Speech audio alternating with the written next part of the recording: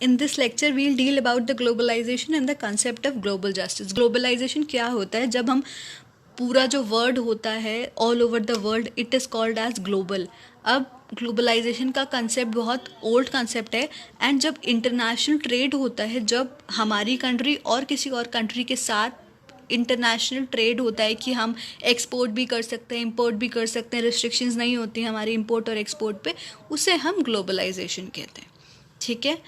अब it means the integration of the national economy with the world economy. इसमें क्या होता है कि नेशनल इकॉनमी और वर्ल्ड इकॉनमी एक साथ आती हैं बिजनेस करने के लिए. अब क्या होता है इसमें कि ये स्प्रेड ऑफ प्रोडक्ट्स है, प्रोडक्ट्स को स्प्रेड किया जाता है, टेक्नोलॉजी को, इंफॉर्मेशन को, जॉब्स को across national borders and cultures. Suppose I give you the example of MNC. जब भी कोई MNC आते हैं तो वो कितने सारे टेक्नोलॉजी के साथ आते हैं, डेवलपमेंट के साथ आते हैं, इन्फॉर्मेशन के साथ आते हैं, और फिर जब वो इंडिया में आते हैं तो वो जॉब प्रोवाइड करते हैं, अनएम्प्लॉयमेंट हटता है. ठीक है. अब जो मोटिव होता है ग्लोबलाइजेशन का वो आइडियलिस्टिक भी होता है, अपॉर्चुनिस्टिक भी होता है. But the development of a global free market has benefit large corporation based in the western world. अब क्या किया ग्लोबलाइजेशन ने? उन लोगों को तो बहुत ज़्यादा बेनिफिट प्रोवाइड किया जो वेस्टर्न वर्ल्ड के कल्चर के अंडर हैं. Its impact remain mixed for workers, culture and small business around the globe in both developed and emerging Nations. जो इसका इम्पैक्ट है वो वर्कर्स के लिए, कल्चर्स के लिए और स्मॉल बिजनेस के लिए बहुत अच्छा भी नहीं था, बहुत बुरा भी नहीं था, न्यूट्रल था. कि some points पे they were very highly affected and some points पे they were benefited. It increased connectivity amongst different markets in the form of trade, investment and culture exchange. ये क्या करता है? कनेक्टिविटी बढ़ा देता है बहुत सारे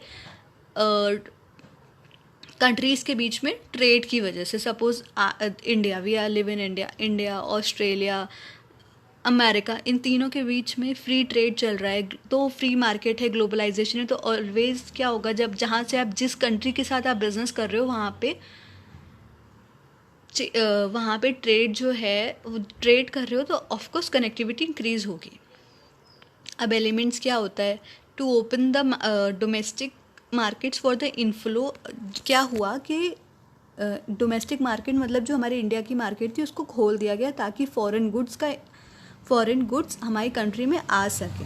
और इंडियन इन कस्टम ड्यूटीज़ पे भी टैक्स जो पड़ता था कि आप जब हमारी कंट्री में गुड्स इंपोर्ट करते हो तो टैक्स पड़ता था, उस टैक्स को भी हटा दिया. देन क्या किया कि लाइसेंसिंग थी, इंपोर्ट लाइसेंसिंग, उसको भी हटा दी. उसके बाद इंडिया ने बहुत सारा अग्रीमेंट साइन किया WTO के साथ. उसने ट्रिम साइन किया ताकि हमारी कंट्री जो है वो ग्लोबली बिजनेस कर सके और हमारी इकोनॉमी और स्टेबल हो और हमारे इंडिया में ग्रोथ हो. फिर देन व्हाट हैपेंड, पहले हमारे पास फेरा था 1993 में एंड उसके बाद हमारे पास फेमा आया, उसको फेमा ने रिप्लेस कर लिया. ऐसा क्यों हुआ? फेमा इसलिए आया ताकि हम फॉरेन करेंसी ट्रांजैक्शंस को भी इनेबल कर सकें.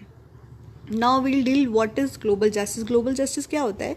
What it means to have justice and how to attain it an international level. कि हमारे यहाँ जस्टिस क्या है, हम और उसको हम इंटरनेशनल लेवल पे क्या अटेन कर सकते हैं. जस्ट देखो, समझ आ रहा होगा, global means all over the world और जस्टिस मीन्स न्याय. कि प्रिंसिपल ऑफ नेचुरल जस्टिस सुना होगा कि गुड कंसाइंस पे हो, फेथ हो, इक्विटी हो. ठीक है. तो दैट इज़ कि पूरी कंट्री में ग्लोबल जस्टिस हो.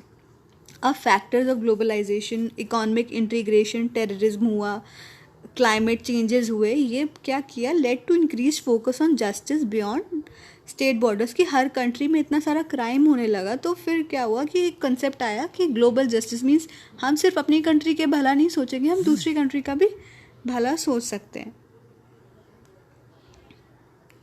देन कम्स कि इशू क्या क्या रेज हुए कि how to establish procedural justice. कि प्रोसीजरल जस्टिस को कैसे इस्टेब्लिश किया जाए जबकि इंटरनेशनल गवर्नमेंट नहीं है. कि हमारी कोई भी इंटरनेशनल गवर्नमेंट नहीं है, सिर्फ पर्टिकुलर कंट्री की गवर्नमेंट. ऐसी कोई गवर्नमेंट नहीं है जो सारी कंट्रीज़ पे रूल कर रही हो. तो प्रोसीजरल जस्टिस मतलब एक कॉमन लॉ, कॉमन जस्टिस जो सब पे अप्लाई करे, वो कहाँ से लाया जाए. फिर does just distribution of primary and social goods justified beyond the state borders. कि जो प्राइमरी और सोशल गुड्स है वो स्टेट बॉर्डर्स पे जस्टिफाई कर सकते हैं, उनका डिस्ट्रीब्यूशन जस्टिफाइड है, ठीक है। फिर क्या पॉसिबल है कि universal theory of global justice हो पाए, ठीक है।